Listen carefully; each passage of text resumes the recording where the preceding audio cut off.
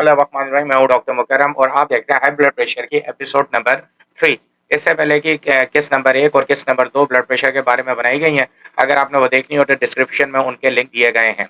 आज के इस किस नंबर 3 में मैं आपको ये बताऊँगा कि ये साइलेंट किलर क्यों कहलाता है? ब्लड प्रेशर को हम खामोश कातिल क्यों कहते हैं?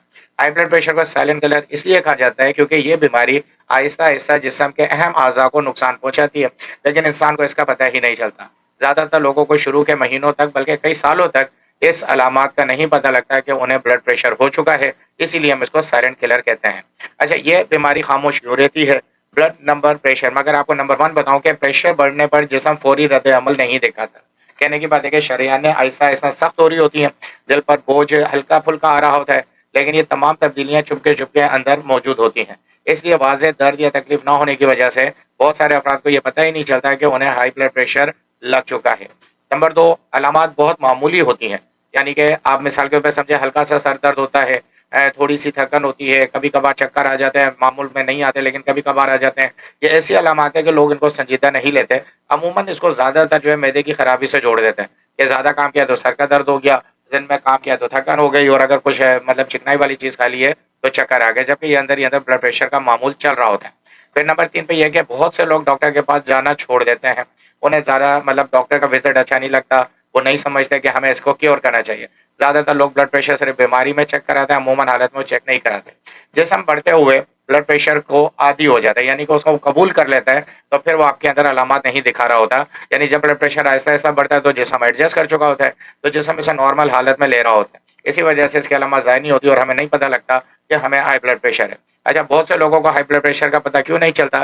नंबर मतलब ये कि 80% मरीज़ों की अलामत बिल्कुल वाज़ेह नहीं होती। घर में बीपी चेक करना उनकी आदत में नहीं होता, उनकी रूटीन में नहीं होता। इसीलिए हम ये कह सकते हैं कि ये ब्लड प्रेशर जो है, वो हमें तंग कर रहा होता है।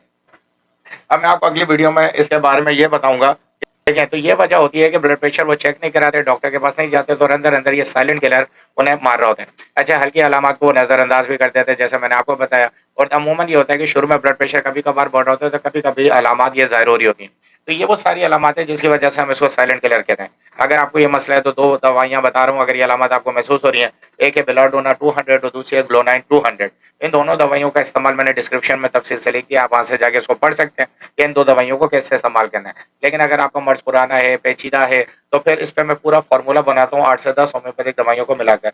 उस फ़ॉर्मूले को हासिल करने के लिए आप मेरे व्हाट्सएप नंबर पे राब्ता करें, अपनी सारी अलामत मुझे बताएँ, तो इंशाअल्लाह उन अलामत को मद्देनज़र रखते हुए मैं आपको मुकम्मल होम्योपैथिक फ़ॉर्मूला रिकमेंड करूँगा।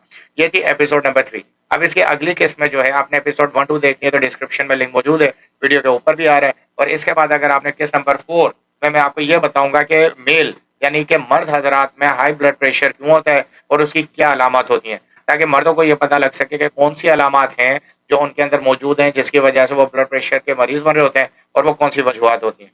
तो इब्तदाई तौर पे 2 दवाइयाँ मैंने आपको बताई हैं, उनको इस्तेमाल करें, लेकिन अगर पुराना मसला है तो फिर आप मुझसे राब्ता करके मुकम्मल हाई ब्लड प्रेशर के मर्ज़ की अद्वियात हासिल कर सकते हैं और अब एपिसोड 4 में आप ये देखेंगे कि मर्दों की अलामत क्या होती हैं। वीडियो देखने का बहुत-बहुत शुक्रिया।